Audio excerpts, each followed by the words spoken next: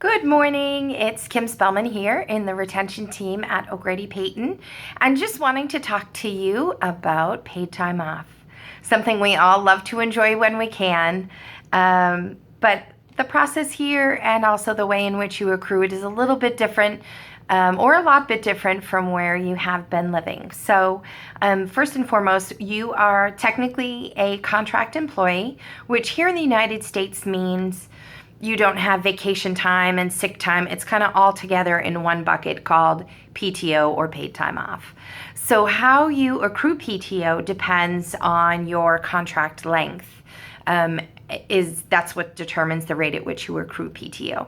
So for my nurses who are on a 2,808 hour contract, you accrue 1 hour of paid time off for every 39 hours you work. The same is true for my nurses who are on a 3,120 hour contract. You also accrue 1 hour of PTO for every 39 hours you work. Now, for my nurses who are on longer contracts, you earn at a little bit quicker rate. Since you are on such a long contract, you get a little bit more vacation time. So if you are working a 4,160 hour contract, you accrue 1 hour of PTO for every 34.6 hours that you work. Okay? So now when you are ready to take some paid time off, if you have a sick day, if you are planning a vacation or just need a day off or want to use just a few hours, it's no problem at all. And all you need to do is just reach out to your retention specialist, which is either myself or Sterling Blankenship, and we can tell you how much PTO you've accrued by a certain date or at present date. We can let you know. And then what you would do, we'll email you a PTO form. You also have one that's in your new hire folder that you got when you first arrived. It looks like this here. And it will have your retention specialist contact information, so you can send it back over by fax, by email. You can scan a photo and send it. But what you'll do is you'll complete the top portion of the form, have your manager or supervisor sign off on your dates, and then you'll send it in to us. We forward it to payroll with instructions to pay you.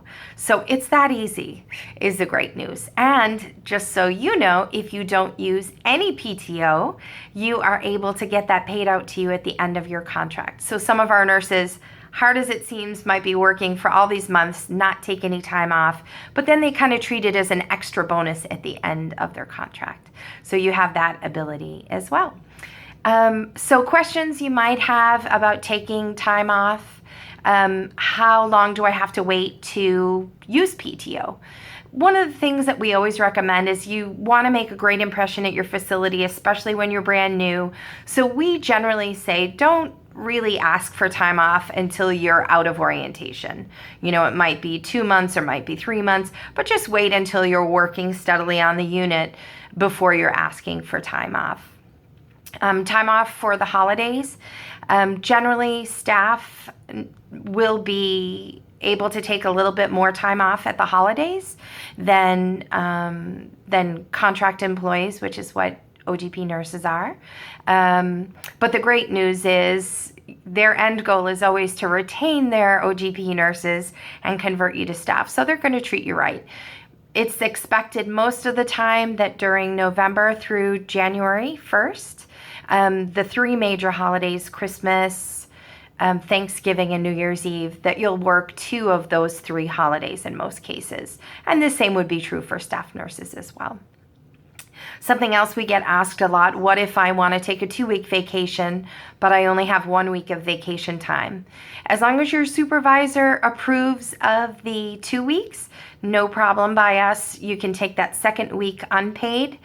Of course, no one wants to take unpaid time off, but it is available as an option at least, so that you don't have to rush. You know, if you want to spend a little bit extra time, you absolutely can do so, as long as your supervisor approves.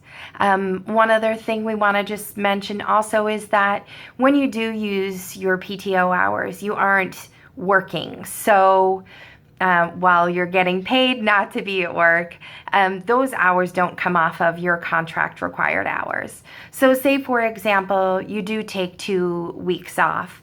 What that means is at the end of your contract, it extends it out another 2 weeks from the 2 weeks that you didn't work. So just keep that in mind, and if you want any questions, any additional questions answered, again, please feel free to contact myself or Sterling. You've certainly worked hard enough to deserve time off.